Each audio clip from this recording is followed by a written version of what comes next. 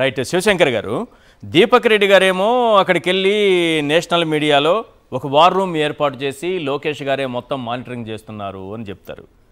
మొత్తం పరువు పోయాక చంద్రబాబు నాయుడు గారు వచ్చి అసలు మేము మానిటర్ చేయట్లేదు, మేము చూడట్లేదు, మాకు సంబంధం లేదు, ఇది కేంద్రం చూసుకుంటుంది అని ఆయన చెప్తారు. కరోనాకు వ్యాక్సిన్ కనుగొన్న చంద్రబాబు నాయుడు గారు ఎందుకు యూటర్న్ తీసుకున్నారు నాకు అర్థం కాలేదు. ఈ విషయంలో ఎందుకు యూటర్న్ తీసుకున్నారు? ఆయన అంత గొప్ప వ్యక్తి కదా, అవునని ఎందుకు క్లెయిమ్ చేసుకోలేకపోయారు?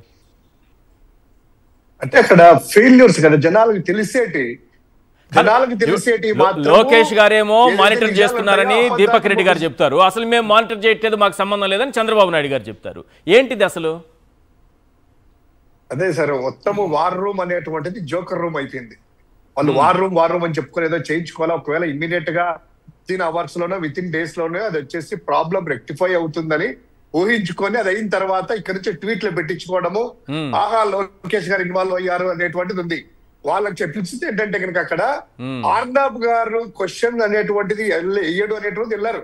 ఇప్పుడు ఖచ్చితమైనటువంటి జర్నలిస్ట్, ఇప్పుడు ఆర్నాబ్ ఒకరే కాదు, ఇప్పుడు ఈశ్వర్ గారి దగ్గరికి వచ్చినా కూడా ఇదే ప్రశ్న అడుగుతారు, కొమ్మినేని గారైనా ఇదే ప్రశ్న అడగాలి. ఎందుకంటే జర్నలిస్ట్ అనేటువంటిది వృత్తి, నిజాలను ఏంటి అనేటువంటిది అడగడానికి. లోకేష్ సంబంధం ఏంటి అనేటువంటి అసలు వీళ్ళు అదే వ్యక్తిని ఈరోజు సమర్థిస్తున్నారు కదా, మాకు సంబంధం లేదని చంద్రబాబు నాయుడు గారు అన్నారు కదా. ఇమ్మీడియట్ గా మా అధికార ప్రతినిధి ఆర్నాబ్ అడిగినటువంటి ప్రశ్నకి చేతగాక అసమర్థంగా ఏదో అతను లోకేష్ పొగడ్డానికి అలా ఇచ్చడం తప్పు, విత్డ్రా చేసుకుంటున్నాము, మా దీపక్ ని పక్కన పెడుతున్నాము, కొద్ది రోజులు ఏ ఛానళ్ళకి వెళ్లకుండా అనేటువంటిది అనింటే గౌరవం ఉండేది, నిజాలు ఉండేది. ఈ రోజేమో మీరు అన్నట్టు కరోనాకు వ్యాక్సిన్ కనుగొన్నటువంటి వ్యక్తి, తర్వాత వచ్చేసి హైదరాబాద్ ని ప్రపంచ పటంలో పెట్టిన వ్యక్తి, తెలంగాణ వాళ్ళకి బియ్యము భోజనం ఏందో రుచి చూపించిన వ్యక్తి, మైక్రోసాఫ్ట్ వాళ్ళకి ఇచ్చినటువంటి వ్యక్తి. ఇటువంటి వ్యక్తి ఓ చేతికి వాచి లేదు, ఉంగరం లేదు మళ్ళా అంటాడు, టెక్నాలజీ నేనంటాడు, డీప్ టెక్ అంటాడు, ఏఐ అంటాడు, ఇది అంటాడు. ఈ రోజు ఒకటి సార్, బొస్సు కొడుతున్నారు, మన భాషలో చెప్పాలంటే బిల్టప్లు ఇచ్చుకుంటున్నారు. బిల్టప్ అనేటువంటిది ఏదో ఒక రోజు బలుపు అయితే అదే బుడగ నీటిలో బుడగ పేలక మానదు కదా, ఈ బుడగ ఇలా ఎంత నింపాలో, ప్రెజర్ ఎంత ఇవ్వాలో, ఒక టైర్ కి ఎంత ప్రెజర్ ఇవ్వాలో, ఎంత గాలి నింపాలో అంతే నింపాలి. ఎక్కువైతే ఏమవుతుంది? బర్స్ట్ అవుతుంది. సింపుల్ కదా. అదే బస్ పాపం ఆర్నాబ్ గారికి తెలియదు ఏంటంటే ఆర్నాబ్ గారి పిచ్చెక్కి పారిపోయిండేవాడేమో. మొన్న చూస్తే వాళ్ళు ఏమంటారు, ఆ టీవీ5 ఆ సాంపుడైనటువంటి ఆయన ఏం పెడతాడు, మొత్తం ప్రపంచంలో మహిళా క్రికెట్ కప్పు గెలిపించింది లోకేష్ గారు అంట.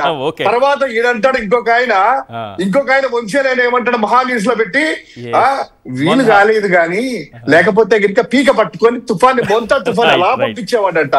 ఓరిని దీని అమ్మాయి ఎలివేషన్స్ రామచంద్ర ప్రభు. సో అల్టిమేట్ గా సార్, అల్టిమేట్ గా మీరు అన్నట్టు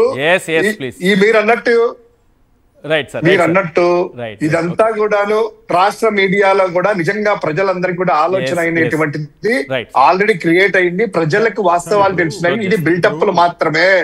ఈ ప్రభుత్వము ఎటువంటి పనులు చేయలేదు, అట్టర్ ఫెయిల్యూర్ అయింది. ప్రతి శాఖ మంత్రి కూడాను తన దోచుకోవడము స్వార్థం కోసమే. ఏ మంత్రికి ఏ శాఖ మీద పట్టు లేదనేటువంటి తెలుసు.